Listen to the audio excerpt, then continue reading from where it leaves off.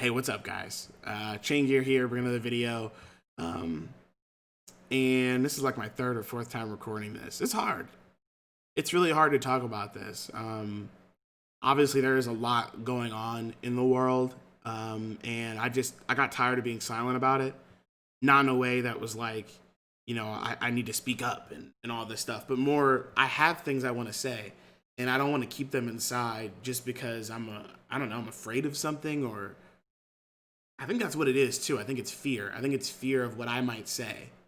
I think it's fear that if I talk about it, I might say things that make somebody uncomfortable. Because that's basically my whole life, is making sure I'm walking on eggshells here and I don't break any of them. And I got to tiptoe around and make sure I don't say things that make people upset or uncomfortable. And I think I'm tired of doing that.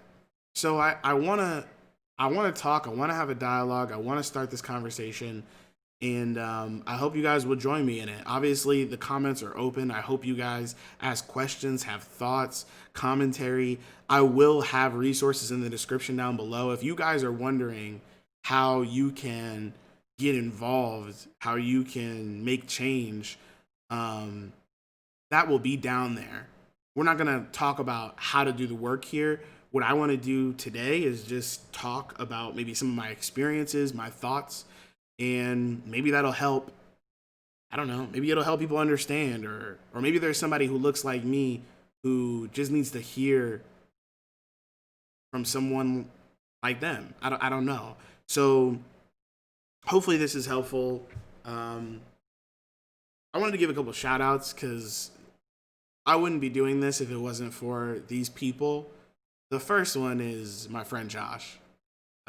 Thank you for having these dialogues with me over the last couple of weeks, and inspiring me to speak up, and to speak out and to speak for myself, and for me to find my voice again and to get vocal, because I was buried under a lot of thoughts. I was buried under this idea of not upsetting people and people getting uncomfortable. And I don't want to do that anymore. So thank you. Josh is one of my best friends from high school. So thank you so much. Josh is a white man and he is one of my best friends and he understands me to a T. So thank you for helping me.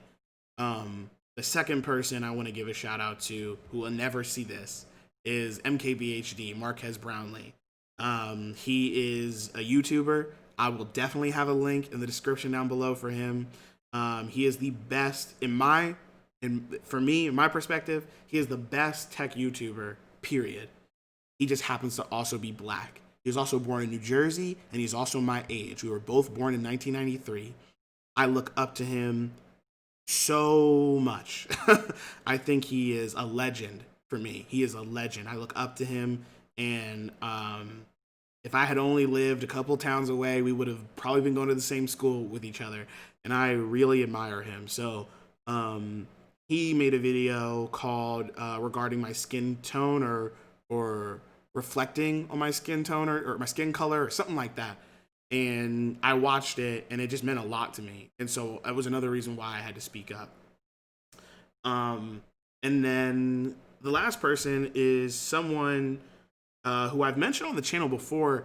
Her name is She Snaps. She is a streamer on Twitch. She does have a YouTube channel as well. She has a Patreon, and she does a lot of the good work that needs to be done on people finding themselves, bettering themselves, being healthy for themselves.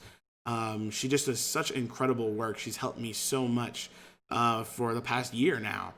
And she gave me a space to talk with her and some other folks about what I've been going through, not for anything else. She didn't want anything from me. She just gave me a space to exclaim and feel what I was feeling. And it made me feel like I needed to open up more as well. So those are the three people off the top of my head. Of course, my family, particularly my mom, and definitely my sibling Brianna. They mean the most to me. Yeah. I mean, with all the thank yous out there and stuff like that, let's just jump into it. I'm black. I'm black. And my existence has never not been black. My mom told me at a young age, when I was like in preschool or something, or kindergarten, I was holding the hand of a white boy, small white boy, just hanging out, playing around, on a playground. And this white man came up to me and pushed me, and grabbed his kid and left. And, my mom and I went to, I guess, like the principal or the dean or whatever you call it of a kindergarten. And, they wanted to confront this man about what had happened. If I remember correctly, they called him and he said, "I don't know what you're talking about. I never touched that black boy." I think it was something like that. But I experienced racism at a really young age. I didn't know it, obviously, but it was part of who I was as a young kid. I just had to start experiencing these things, and I didn't know. So at a very young age, I was black. I wasn't just a kid. I wasn't just a human. I was black. I was a black kid. I was a black boy. And this is common for me to realize my blackness. When I was in middle school, I've always been a little overweight, something that I've always been trying to deal with, and I'll probably continue to deal with. And I remember in middle school, kids are kind of mean. And these kids wouldn't just call me, fat or overweight. They would call me, I was the fat black kid. I wasn't just like like a fat kid or an overweight kid or a chubby kid. I was the chubby black kid. So even in my own other issues, right? Like I had my own issues about being overweight or whatever it is. I couldn't just be overweight. I also had to be overweight and black, which is crazy.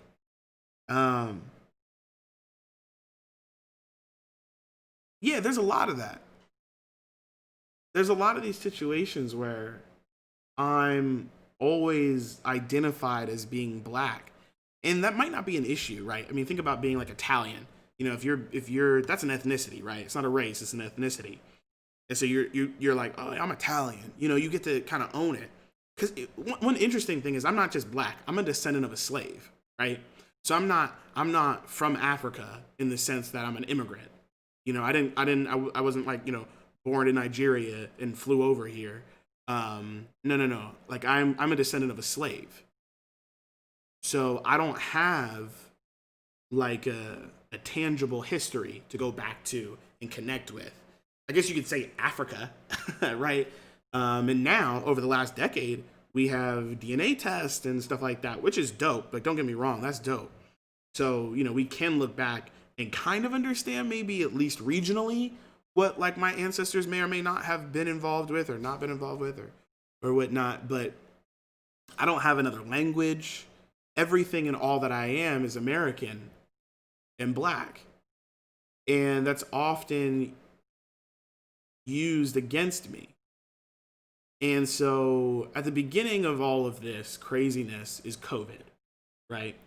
I'm a black man living in Oakland or the Bay Area, California. I work for Facebook. That's a whole can of worms. And COVID hits, right? COVID hits. I was born in 1993. So I'm a little old. Y'all can do the math. I'm a little old to some of you guys, not to everybody, but not to my mom or my dad or anything like that. They'll be like, "You need to calm that down." But for some of you guys, I'm a little old. But COVID strikes, and I'm concerned about it. COVID's a little scary. I don't get to hang out with my friends, and there's a deadly disease that might kill me, right? So I'm a little concerned about it. And so that happens, and right when COVID starts to hit the United States, my grandmom gets really sick. And over the next couple of days, COVID is rapidly increasing, particularly here in Oakland. Seattle's getting shut down. My grandmother dies. And so I'm a black man living here in Oakland, having some issues with COVID, and my grandma passes away. I can't fly, over there.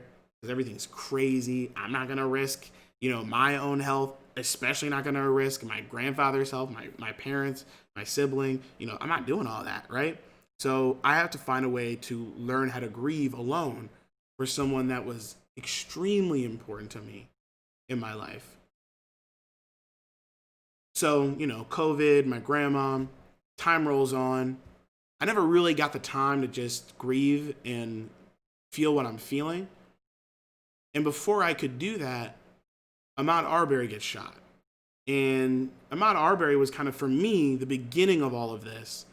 And don't get me wrong, this has always been an issue. Police brutality and racism as a whole has never not been an issue, particularly for me personally, right? I think it became more prevalent in my mind when Trayvon Martin got shot. But I think at this point in time, obviously we're talking about the most recent events, Ahmaud Arbery getting shot by a white man who decided to carry out vigilante justice without knowing what he was doing. In all manners of that is illegal, but there was no justice. He just drove up and killed a black guy. And Ahmaud Arbery was just taking a jog. And what's unfortunate is, my job and my friends and my family, they're like, make sure you get some air. Don't stay inside your apartment all day long. You have to go out, you have to get some air, go get some vitamin, whatever vitamin you get from the sun. I'm not going outside. I'm not going for a walk. I'm not going for a jog. Why? Because that's how we die. And it made me think about how when I was a kid, going for a jog. Here's the interesting thing. The white man that shot Ahmaud Arbery, he thought that Ahmaud Arbery was someone that broke into a building that was under construction. And for some reason, that made him think, well, I can kill you. And if I'm wrong, it's fine. But I can kill you because I think you broke into a building. And recently there's been attempts to steal from people around here. And I think it's you, so I'm going to kill you. And all I could think of was how me and my friends, when we were young, we used to do stupid stuff all the time. We used to run around abandoned buildings under construction, running around the mall, doing all sorts of stuff. And we got lucky. Don't get me wrong. The cops in my town were racist. They pulled me over all the time, weekly. I can't remember not getting pulled over. Whether I was driving my car coming home from college, meaning I was 21, 22, 23, grown man at that point, or whether I was a boy in middle school or in high school, I was getting pulled over consistently. And you know what they would do? They wouldn't say you were speeding, there's an issue here, what are you doing here? They would say, what's your name, son? Look me up in the system. And then they'd say, okay, well, hey, do you know Jamal? Do you know Jamichael? Do you know Tyrone? They would ask me if I knew all of these people. And I go, what are you talking about? No, I don't know any of these people. Why am I here? Nothing much. Everything's okay. All right, we'll see you later. What are you talking about? What are you doing? Why did you pull me over? Why am I here? Causing any trouble? No. All right, cool. That's racial profiling. That's causing trouble. Those cops were racist. But I got lucky because none of them were violent. I got lucky because none of them thought I was going to... No. I got lucky because none of them were violent. That's it. There's nothing else. There's nothing else. I remember my mom got pulled over. My mom's been pulled over multiple times with me in the car as a baby. All sorts of times when my mom's got pulled over, I gotten pulled over. This is what happens. We get stopped. We get profiled. These people are racist, and we've gotten lucky that they're not violent. So that happens, and it's really hard for me. But COVID, my grandmom dies, Ahmaud Arbery gets killed, and I'm just trying to work. I'm just at Facebook doing my job, heads down. I'm just trying to work. I do my job. I log off and I play video games. I make some food. You know, I try and do some exercises. I don't want nobody calling me a fat black kid no more. Um, yeah, I'm just trying to do my thing. And then the Cooper situation happens. Christian Cooper and Amy Cooper. Um, a white woman decides to utilize her power over a bird watcher. Let me break it down for you. There's a bird watcher in COVID, during COVID. You know, he's trying to get his fresh air and he goes out to a park and he wants to go bird watching. Unbelievably, unbelievably innocent, right? Like going to go do some bird watching, right? How many of you guys have bird watched? And so this man goes out to go bird watch, and he's an avid bird watcher, so he knows that this park you can't have dogs that aren't on a leash, because they'll go around and do all this crazy stuff and mess with the wildlife and all this stuff. And so he hears a dog, and he goes over to this woman with the dog. And long story short, basically he just asked the woman to put the dog on a leash. They kind of, you know, argue back and forth. He's like, you need to get this dog on a leash. Like, and he starts recording. And she says, I'm going to call the cops. And he's confused. He's like, why are you going to call the cops? What are you talking about? Nobody's life's being threatened. Nobody's hurt. Why are you calling the cops? And she says, I'm going to tell them that a black man, an African American man, is harassing me. And that's all you need to know. This woman decided to weaponize the police against this black man because he's black. Christian Cooper's black. And she knew that. And she knew what calling the police meant to him. It says so much. It says so much about her. It says so much about the system being against black people. Like, she knew that this was going to end the conversation one way or another. She's like, you're going to leave me alone. And if you don't leave me alone, then I'm going to call the cops. And that is either going to make you want to leave me alone because you're afraid of the cops, or the cops will make you leave me alone. Even though I'm the one breaking the law by having my dog here off of a leash. She then proceeds to call and shifts from a white woman that's mad at this black man for him telling her that she's breaking the rules to a frantic white woman being afraid of this black man. Thank God everything was okay in the end. He didn't get shot. But we got to see some blatant racism, right? And when I learned about that story, I was actually late. I actually had only learned about it because I heard people talking about how some white woman was mistreating her dog. That's the only reason I even heard about it. And apparently she has her dog back, by the way. So I was late on the story, and unfortunately, I had just missed the story that George Floyd was killed by a police officer. Police officer apprehended George Floyd and choked the life out of him by keeping his knee on his neck. And I guess the crime that he thought he committed was forgery. And he was murdered because of it. And that's a lot of racism in like a couple weeks. I think it's like 2 weeks or 3 weeks. A lot of overt racism that's systematic. And one of the issues was that a lot of these people weren't brought to justice. Right? Like, you kill somebody, you go to jail. You kill somebody, you get killed.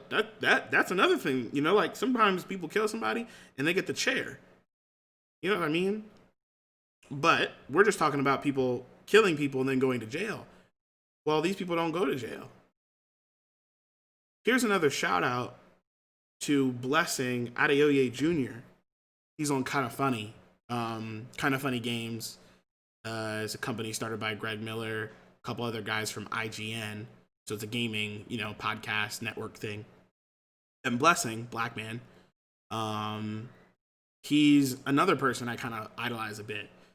And he tells a story about how his friend died, or someone he knew died, because a cop shot him by accident.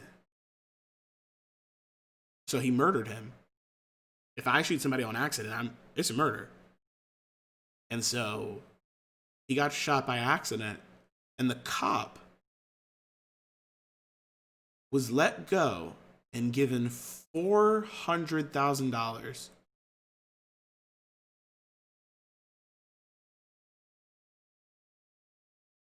That's not justice. That's crazy. So so now people are upset out here. You know what I'm saying? So now people are upset. They're mad. So now people are out here marching,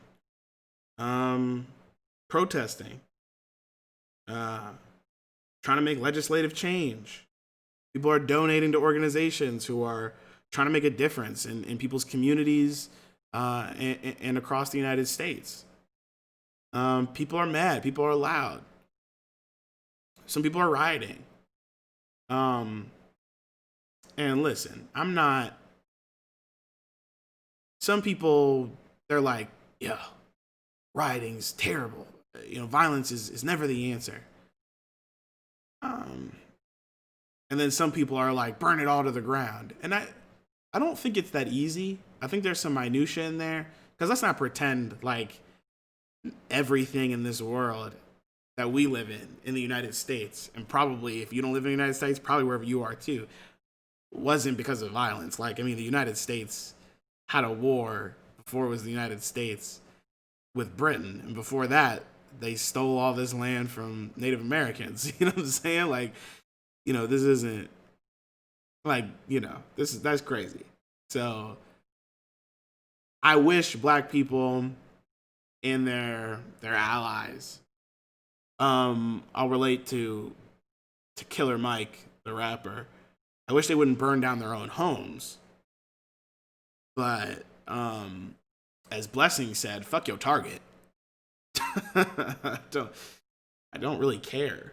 The target gets looted and destroyed.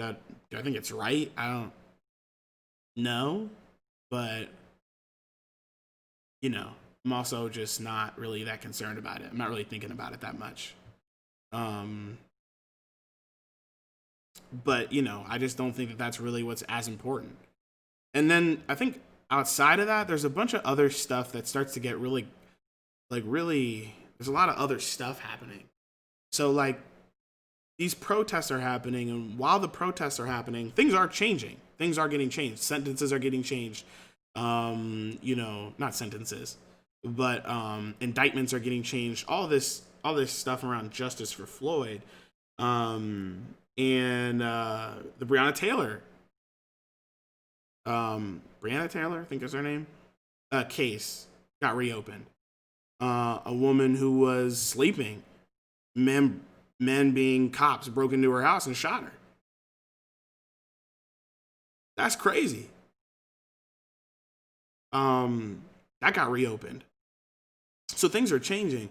But while we're watching these protests, there's kind of two narratives, right? There's the riot narrative, which it seems like I would say that racist people are really starting to hold on to. There are people, there are black people who are protesting, who are saying, can you stop rioting because we're trying to do this thing? But then there's also a lot, but that's not really that loud. That message isn't that loud. I think it's because they know it's not actually that prevalent. And then there's racist people who are only standing on that platform. They're not talking about anything else. And they won't talk about justice for George Floyd, for example. They'll only talk about stopping the protests, which is a little weird. And we're not talking about stopping the rioting. We're talking about stopping the protests, which is So it's confusing, it's complicated. There's all this information out there. And then we see a bunch of like peaceful protests and the cops being militarized and being pushed out to stop the protests, not the riots. And let me be clear. So, like, as an example, we're talking like New York City, as an example. Peaceful protests during the day, militarized cops are out there, busting heads, doing all sorts of crazy stuff. And then at night, there may or may not be a riot, and the cops aren't there. The militarized cops that were stopping protests weren't there to stop the rioting when it was happening. Not to say that I want any of that, but it just sounds a little shady. And then there are videos of cops vandalizing things and inciting violence amongst the protesters, and I don't know, man. To me, the whole thing just seems kind of corrupt. So anyway, there's a lot of messed up stuff. And like I said, I'm not gonna act like I know everything. I really don't. I don't look at me and be like, well, Changer, what's the answer to all this? You know, these protests got to stop because of the riots. Like, don't tell me that. You know, well, Changer, we got to keep marching. And, you know, if rioting happens, rioting happens. Don't tell me that either. Don't talk to me about that. I don't know the answer. I don't know the answer. You can ask, we can talk about it, we can have a conversation, but I don't have the answer. So don't look at me as a black man who's supposed to be giving you the answers. I don't know the answers. I'm also not okay. I think one of the things, if you guys have any black friends or if you're black, first of all, if you're black, what's up? I'm sorry. This sucks. This sucks. And if you want to talk, you hit me up in the comments and you say, hey, I'm trying to chat. Let's talk on Discord and let's talk, because it's rough out here. We can video chat, we can talk. If you're not black in any way, you know what I'm saying? Like I'm saying, I don't care if you're white, I don't care if you're another person of color. If you're not black, please don't ask black people if they're okay. You can ask how they're feeling.